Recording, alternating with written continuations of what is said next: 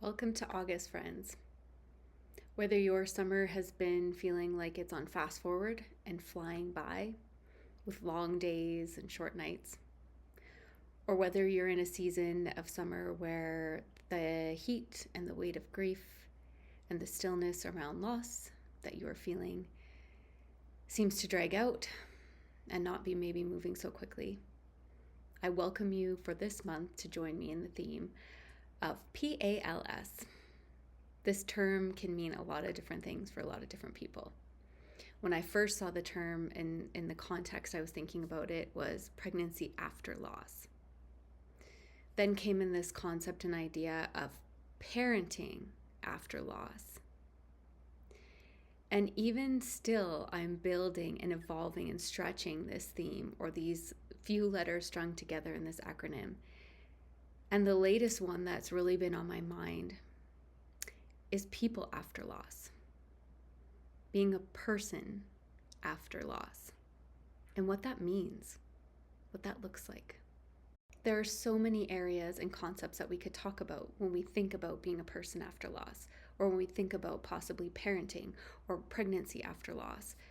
And a few of the areas that I'd like to hone in on for the beginning of our conversation this month are the ideas around pain, around rebuilding, around fears, and around love. When I talk about pain in the context of losing a loved one or having a loved one die, I'm talking about emotional pain, physical pain, mental pain.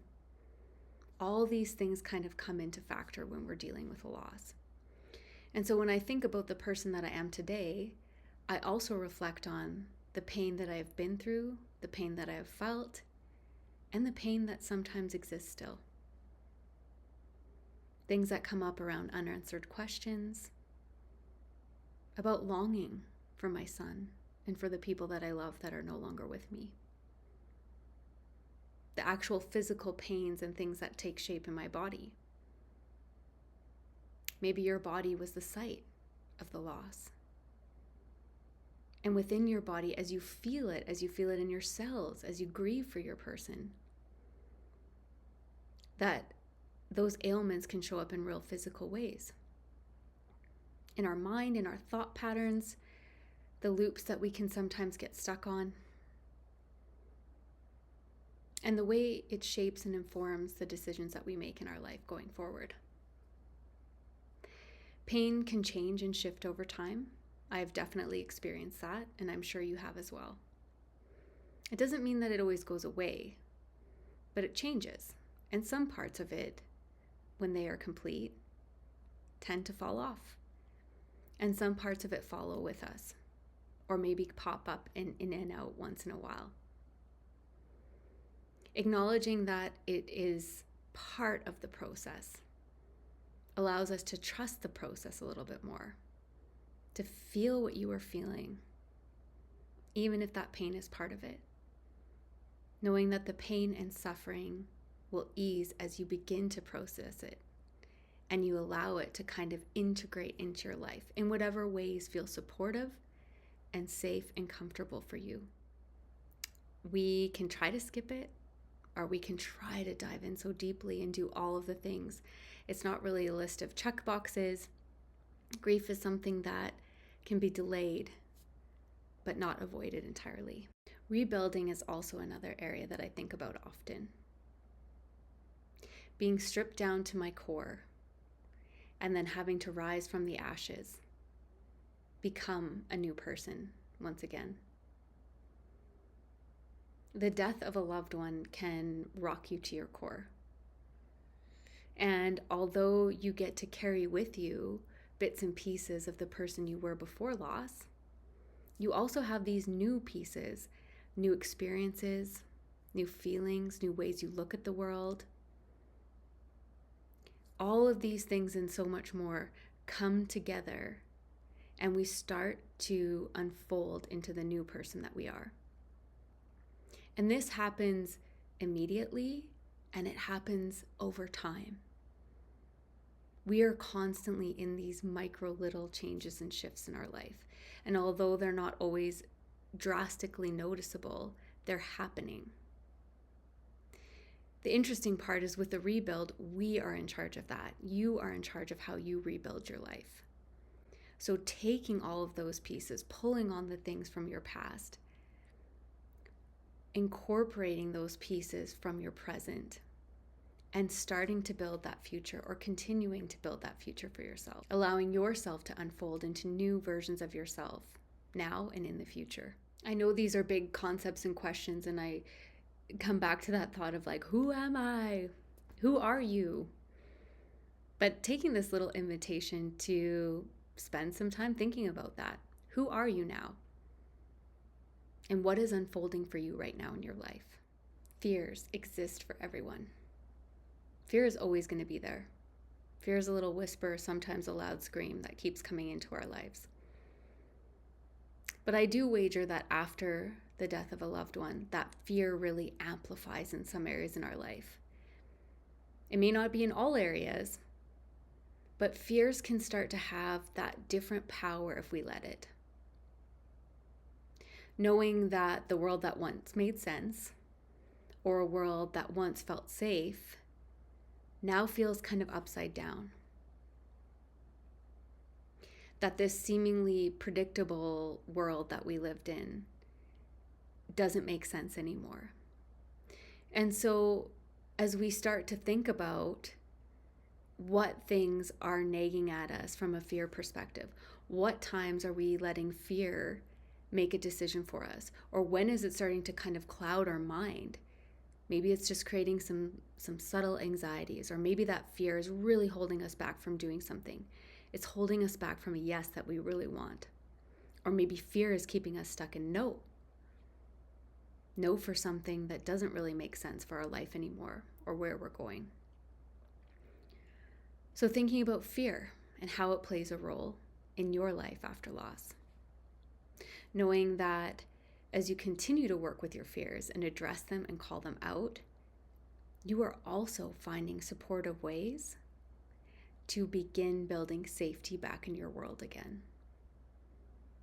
Using your tools and your techniques and your people and your practices and your breath and all sorts of things to lean into some of those fears, big and small, so that you can take steps forward and that fear isn't guiding the way. What are some simple ways that you can help yourself get grounded or plant your feet back on the ground, breathe into a current moment that you're in to help bring you back to the moment? So when those fear voices or feelings start to arise, you can start to feel that stability or solid ground beneath you. When things start to feel unsafe, you can create a little bit of safety that you can move from. And love. How could we not talk about love? The love remains. This is the beauty of love. It cannot be taken away. Even when our child or our spouse or a parent or a neighbor or best friend or sibling dies, the love that we hold for them in our heart and in our minds, it gets to follow us. It gets to stay with us. Being a person after loss in this world, the only guarantee is that the love remains. You have built these relationships from the seed of love. And so that seed continues to grow for the rest of your life. And however you are building your family or your friendships, your relationships that are important to you, they may not have taken shape or turned out the way that you had expected, or even followed any sort of natural order of life. But regardless of the circumstances, they are your relationships. You own those families, you own those relationships, and they are a part of you. Loss and heartbreak may have found a way into your life, but it does not deny the love that remains a part of your life and is the foundation for your future. I know summer vacations and times of holidays can be really tricky. You may be seeing a child the age that your child would be. hearing a name of your partner be called out loud, seeing somebody or spending time with people who knew your person or your child who is no longer here, watching others experience joy, wishing that your person was there. What would you be doing together? How would you be doing it?